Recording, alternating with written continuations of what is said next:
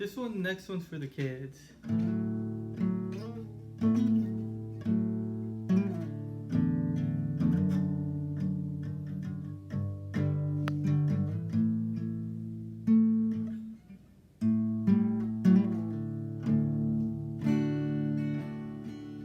And I remember when I was a kid, I wasn't good at video games.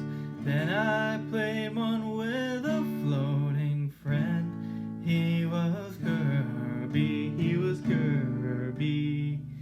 Kirby, Kirby is my buddy. Playing Mario was so hard because he would fall in a pit. Lord, incline your ear to me, and you'll turn to me. Raise me from the pit of slime and mire, 'cause Kirby will be floating above.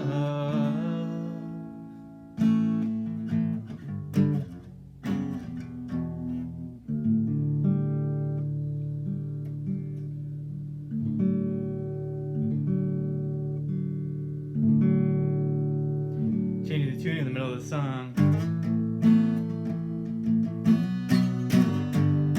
And there was also a Donkey Kong. Donkey Kong was a game. I love the mining episode. And if you could know what if I could float across the planet, 'cause I was playing a Kirby game. I wanted. Hey, if I was playing a Kirby game, I'd float across all the different planes. And I wanted. Alright, kids. This is an explicitly kids video, which is a type of category YouTube videos could be. I am a huge fan of stuffed animals, and I'm 30 years old. I was born in 1990, and it's currently August 2020. I turned 30 back in February, so, you know, I'll cut that part out. Remind me to cut that out. This is Kirby. I love this pink plush thing. I love to hug it and hold it and look at it because he's cute. Cute things make me smile. I love stuffed animals. I never ever stopped liking kidsy stuff.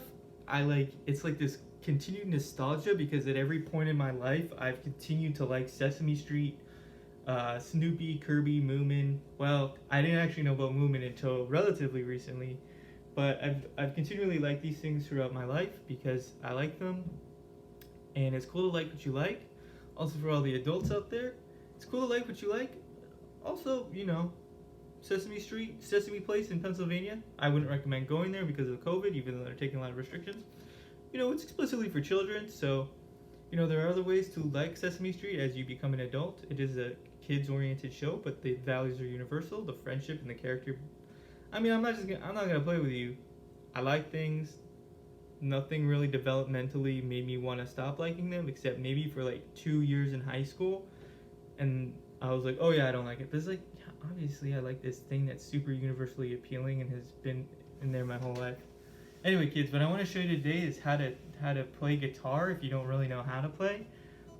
So you don't have to tune it the normal way. You can just tune it like this, and then just practice really hard to just hold this down, and then that's a chord. And then eventually you'll probably learn to play a minor chord.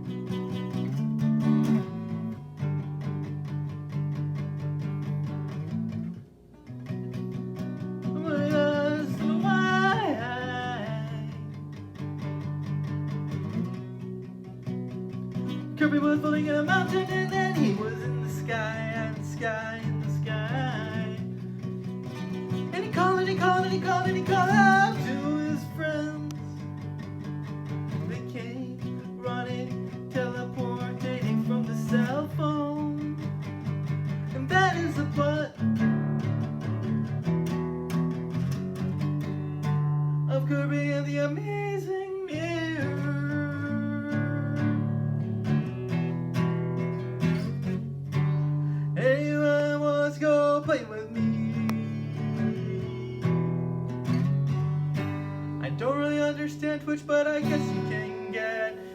to play video games on it. Ask your parents if you can have permission to go online.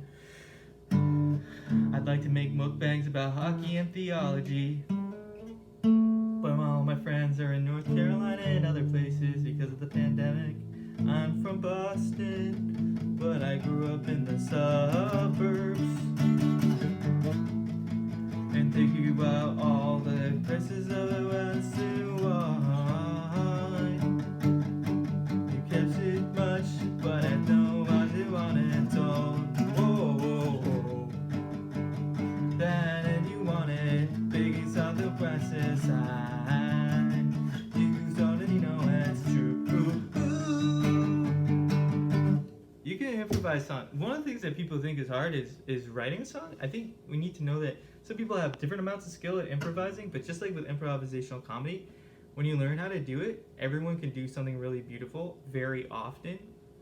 And so one of the fun things about music is that a lot of people are good at it. And back in the day, before recorded music, you didn't it's kind of like a restaurant in the sense like we had this perception, and I think that's sort of winding down because of Spotify and everything.